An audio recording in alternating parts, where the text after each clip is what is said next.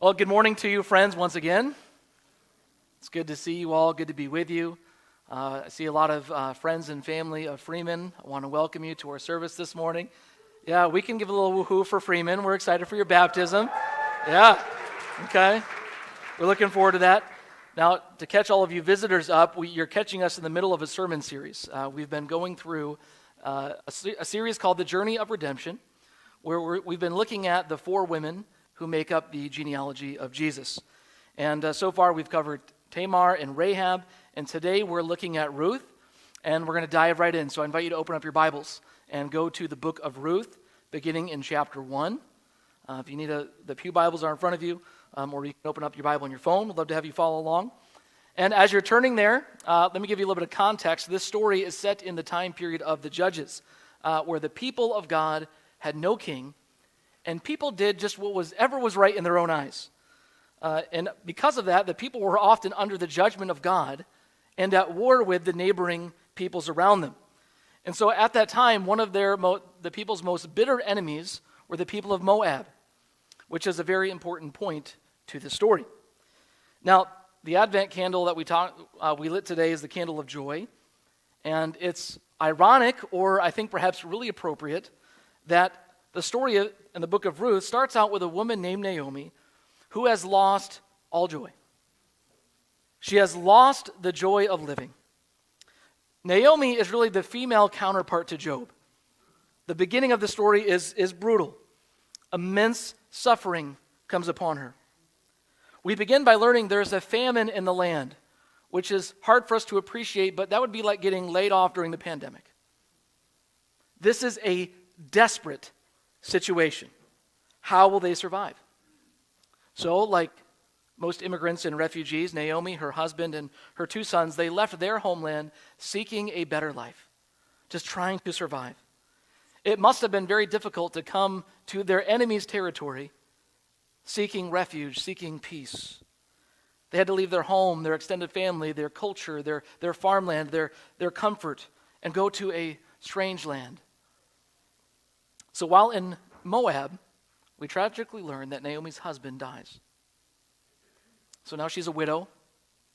She's without provision or protection, but she still has her two sons to look after her.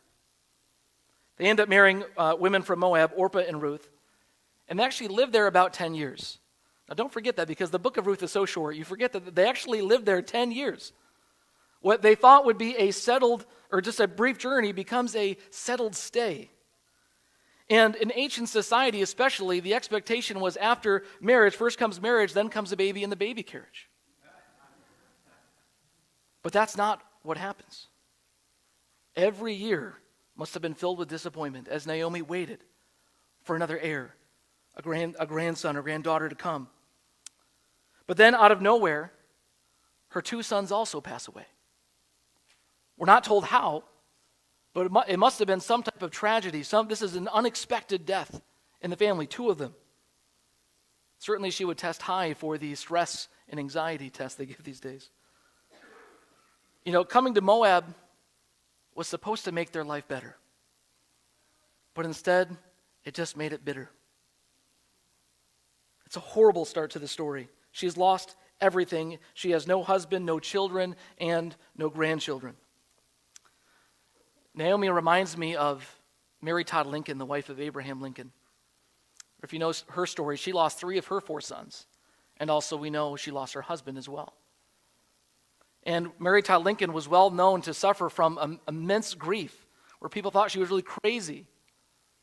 But nowadays we would recognize that both of these women would need therapy for the trauma that they've experienced in their life. But no such help was available in those days. People didn't understand these types of things. So in this immense grief, through the grapevine, Naomi hears that God has come to the aid of his people. There's food back home. There's food back in Bethlehem. And she thinks to herself, it's time to go home. It's time to go home. It's been a rough journey in Moab. After all, a widow with no sons in a foreign land has no resources, no protection. She can't work. There's no Windsor Park in Moab. There's no nursing homes there. okay? Perhaps she can find some relatives in Bethlehem who can look after her in her old age. But so Naomi leaves with her 2 daughters-in-law, but somewhere along the journey she tells them, just go back home. Go back home and find a husband back in Moab. You don't have to come with me. She says in chapter 1, verse 13, it's more bitter for me than for you because the Lord's hand has turned against me. Naomi has lost all joy. And she even believes that God is against her. God has cursed her. And can we blame her for thinking this? Everything in her life has gone horribly wrong. Now, even though Ruth is the woman who's named in the genealogy of Jesus, and she's the namesake of this book, she is actually not the central character of the story. The story gets us to ask the question, what is going to happen to Naomi? How will God bring any redemption out of this tragedy? Will God have mercy on her as he had on the land of Bethlehem? So the story continues in verse 14. Orpah kissed her mother-in-law goodbye, but Ruth clung to her. Now, friends, this is the beginning of, spoiler alert, how Naomi is going to be restored to joy. But friends, I want you to catch this. Her joy and healing will not come by miraculous intervention, but by surprising acts of loving commitment from those around her. This is so important. Her joy and her healing are not going to come by divine intervention, miraculous intervention, so to speak, but by surprising acts of loving commitment by the people around her. Now, I've intentionally used the phrase loving commitment because I think it's a good way of capturing some of the sense of that great Hebrew word I mentioned last week, hesed. That word means things like loving kindness, God's mercy, his covenant fidelity and loyalty, his faithfulness to his people. Loving commitment is a way of capturing that because hesed is a commitment that seeks the welfare of somebody else. It's a love that is committed to the welfare of somebody else. And last week we talked about how Rahab showed hesed. She risked her life to save those spies, and they showed her hesed in return by being faithful to their promise. So Naomi is going to experience redemption through the loving commitment of others. So I want to look at a few people in the story. So we're going to look at first the loving commitment of Ruth. The loving commitment of Ruth. Ruth replies to Naomi, do not urge me to leave you or turn back from you. Where you go, I will go. And where you stay, I will stay. Your people will be my people, and your God, my God. Where you die, I will die. And there I will be buried. May the Lord deal with me, be it ever so severely, if even death separates you and me. This is incredible. This is an incredible act of loving commitment. I mean, sometimes maybe you've been there where you just have to tell somebody you love, I don't care what you say, I am coming to be with you. I am coming to help you. You know, sometimes when you're in great need, you don't want to be an additional burden. You don't want to be an additional burden to somebody else, but the problem with that is sometimes we can reject the very means that God is sending into our life to bring us help and healing. So Ruth pushes through that. She pushes through Naomi's initial resistance. And she says she's going to go wherever Naomi goes unto death. I mean, think about this.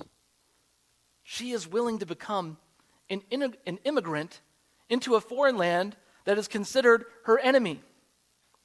She will be a childless widow in a foreign place. And it's astounding that she says, your people will be my people. That's if they accept her. I mean, she's kind of banking on a lot there, right? Your people are going to be my people. She's willing to risk that and integrate herself into Naomi's community. And Ruth will become a minority. And she seems to have held the view at that time that the gods were over certain lands. So she realizes and she thinks that if I'm moving to Israel, then I need to give my loyalty, my allegiance to the God of Israel, to Yahweh. And so she says, I'm going to give my loyalty to Yahweh as well. She will be a worshiper of the Lord. This is actually her words here. These are kind of like a baptismal vow. which we're going to witness by Freeman in just a moment. But she says, God's going to be my God. I'm going to worship him. I am going with him. But my loyalty and allegiance is to this God. This is amazing. Ruth's loving commitment to Naomi will not let her go alone. And then when it says in verse 18, when Naomi realized that Ruth was determined to go with her, she stopped urging her. And the wording there is she's kind of like, okay, fine. If you insist, you can come with me. She just kind of gives up. So they come back to Bethlehem and they need to find a source of food. Naomi is too old to gather food for herself. So in chapter 2, verse 2, it says, Ruth the Moabite said to Naomi, let me go to the fields and pick up the leftover grain behind anyone in whose eyes I find favor. Now, Ruth is not only willing to do the hard labor to provide for Naomi, but we learn that what she's doing puts herself at risk. She puts herself in harm's way. As a foreign woman gleaning in the fields alone, she could be taken advantage of and harmed. But she doesn't have any other options to survive. She does what she must do to feed herself and Naomi. So out of love, she's committed to providing for her. Then it says in verse 3, she went out, she entered a field, she began to glean behind the harvesters. As it turned out, she was working in a field belonging to Boaz, who was from the clan of Elimelech. Boaz asked the overseer of his harvesters, who does that young woman belong to? The overseer replied, she is the Moabite who came back from Moab with Naomi. She said, please let me glean and gather among the sheaves behind the harvesters. Now, do you notice in the story how often the narrator and the people keep reminding us of Ruth's national and ethnic identity? It's like this overseer is putting it on a billboard. She's the Moabite who came from Moab. It's like, okay, we got it. We got the picture here. I mean, it's hard for us to appreciate how strange this all must have been.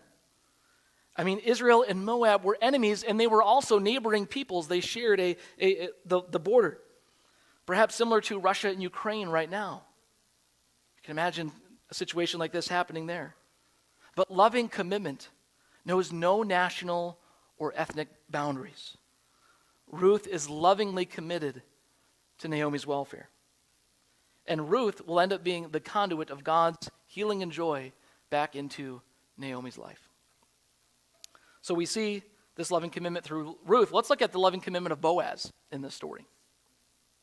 He's the other main character we encounter, this man named Boaz. He's a man who knows much hesed, much kindness, loving commitment towards others. And Boaz says to Ruth, chapter 2, verse 8, my daughter, listen to me. We have to stop right there. To a foreign enemy, he uses a term of family endearment. My daughter. He's willing to treat her, a foreign woman, as his own daughter. And he says to her, he continues, don't go and glean in another field, and don't go away from here. Stay here with the women who work for me. Watch the field where the men are harvesting, and follow along after the women. I have told the men not to lay a hand on you, and whenever you are thirsty, go get a drink from the water jars the men have filled. And now it's even further confirmed that what Ruth is doing was actually really risky and dangerous. You know, I think about the risk and dangers that, even women in our community who go out running alone on the prairie path. They have to take extra precaution. The reality is just as today as then, women have to face dangers that men don't even have to think about, simply because they're women. Especially this foreign woman in Ruth. She was at risk of abuse and violence. But Boaz will prove again and again that he is aware of the plight of other people. Boaz is a powerful person. He is a man who has prestige. He has a leadership position. He has resources. He obviously did well in the famine. He is a man who has privilege and status. But that doesn't make him a bad person, by the way.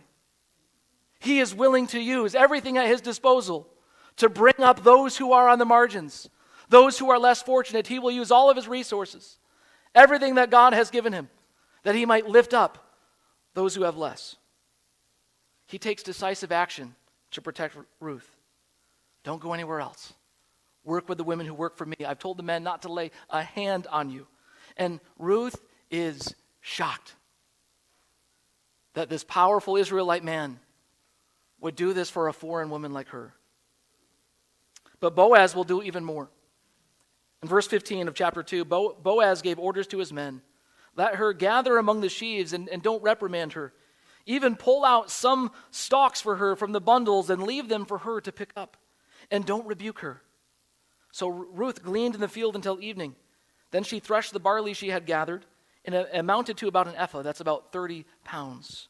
She carried it back to town, and her mother-in-law saw how much she had gathered. Now, in the Old Covenant, there was a law that you could not fully harvest your crops. You couldn't just take it all. You had to leave some for the hungry poor who would come along and be able to glean from your leftovers. But Boaz is not content just to give Ruth the leftovers from his crops. He instructs his men, pull out extra. Let her go get it. He gives her more above and beyond what was required to do. You know, Boaz's love is so impressive to me because you think about all the attitudes that he might have displayed. I mean, we know that the community just went through a famine. These people know what it's like to be on hard times, to have a scarce amount of resources. I mean, what if Boaz had operated out of a scarcity mindset? I mean, I imagine some people under him, some people in the community, they might have said things like this to him. Boaz, we can't afford to let foreigners use our resources. Doesn't her gleaning in the field take away an Israelite's job? Is she paying taxes? How did she come here? Did she come here legally? Does she have the right paperwork? Can she speak Hebrew? Does she know our country's history? Perhaps we should report her to the authorities and she can go use the resources back in Moab instead of ours. But no. God never wanted his people to operate out of an Israel first mindset. Never. In fact, he says that God says this, Leviticus 19. You ever wonder if Leviticus is relevant here to contemporary life? Here it is. The foreigner residing among you must be treated as your native born. Love them as yourself, for you were foreigners in Egypt. I am the Lord your God. A command backed up by the covenant name of Yahweh. And this is what Boaz does. This is what Boaz does. He called Ruth my daughter. He is willing to treat her like she is a member of his own family. That's the loving commitment God expects from his people. And when Ruth reports to Naomi that Boaz is the one showing this loving commitment, she gets really excited. She says, "The Lord bless him," Naomi said. This is verse 20. "He has not stopped showing his kindness to the living and the dead." And she added, "That man is our close relative. He is one of our guardian redeemers." Now, at that time, the community had people called guardian redeemers. And it was a law that allowed for the nearest relative of a widow to remarry in the family so that the land and the name of the deceased and the inheritance could be kept going in the family line. And so Naomi realizes that Boaz is an eligible bachelor. He's a guardian redeemer. And so she helps Ruth concoct a plan. Ruth is going to get all dressed up. She's going to go down to the threshing floor. And it seems a little risque if you read the story, but what she ends up doing in an ancient way is she, as a woman, proposes to this powerful man, Boaz. She asks him, "Will you marry me?" I mean, even in today's culture, that can seem like a little like, whoa, wow, she proposed, right? I mean, this is like 3,000 years ago, you know? But like Tamar and Rahab before her, Ruth is a woman of bold initiative, and she is willing to do whatever it takes to bring loving commitment to the family. And Boaz sees that. He sees her character, and he is willing to marry her. He says yes. But the narrator puts us on the edge of our seats. There's another guardian redeemer. who is closer in line. And first, he must be consulted before this can be made official. And we wonder what will happen. Will she marry for love, or will she have to marry this guy because of the law? So when the other man is presented this opportunity and he realizes that marrying Ruth would be a part of the deal, he's not interested. He says that it would ruin my own estate. And what happened was he realizes, I'm going to have to buy the land, I'm going to have to provide for Naomi, I'm going to have to provide for Ruth, I'm going to have to provide for any future children and heirs that come through this line, and thereby my own inheritance, my own resources will be divided up further among other people that aren't in my family. So he adds it all up, he adds up the cost, and says it's not worth it. It's just not worth it. But Boaz, he knew the cost, and he did it anyway, for the sake of loving commitment. And oh, how this shows us an image of God who counted up the cost of sending his son to save sinners, to save unworthy people, the cost of sending his son to die upon the cross. And he said, yeah, you're worth it. You're absolutely worth it. The loving commitment of God. And that leads me to my last point, is that really through all of this, we see the loving commitment of God. We see the hesed, the love of God for his people. And the story concludes with the reversal of Naomi's circumstance. We're skipping ahead to chapter 4, verse 13. Boaz takes Ruth, and she becomes his wife, and she gives birth to a son. And the women said to Naomi, "Praise be to the Lord, who this day has not left you without a guardian redeemer. May he become famous throughout Israel. He will renew your life and sustain you in your old age. For your daughter-in-law, who loves you and who is better for you than 7 sons, has given him birth." Then Naomi took the child in her arms and cared for him. The women living there said, "Naomi has a son." And they named him Obed. And he was the father of Jesse, the father of David, who we know is the ancestral father of Jesus, as Matthew writes about in his gospel. It's an amazing story how God weaves all of these things into a greater story of redemption, right? Naomi's story began with immense suffering and tragedy. What good could have came out of that story? How will joy and healing come back into her life? And we learn that God brought healing and joy to Naomi through the surprising acts of love of the people around her. That's how God did it. It wasn't through this miraculous on high thing. God did it through surprising, simple acts, profound acts of love. The biblical scholar Daniel Block, he says, "No one in the book of Ruth demands of God that they meet his or her needs, and no one demands specific, miraculous, divine intervention on his or her own behalf. On the contrary, true covenant faith is expressed by concern for the welfare of others. It is striking that no one in the book prays for a resolution of their own crisis. In each case, a person prays that Yahweh would bless someone else." The world tells us this life is about pursuing your own happiness. But that's actually a bankrupt and the opposite way to live. It's when we rejoice in the Lord and we pursue living for the joy of other people. When we try to fill our lives, when we try to fill others' lives with as much loving commitment and joy as we can possibly can. That's what I've been actually personally thinking about this season. I've been asking myself, how can I fill this moment? How can I fill this morning? How can I fill tonight with as much love as I possibly can? How can I maximally love the people around me? Because that is how God will often bring healing and joy into other people's lives. And actually joy to your own life too. So the people say, "Praise be to the Lord, who this day has not left you without a guardian redeemer."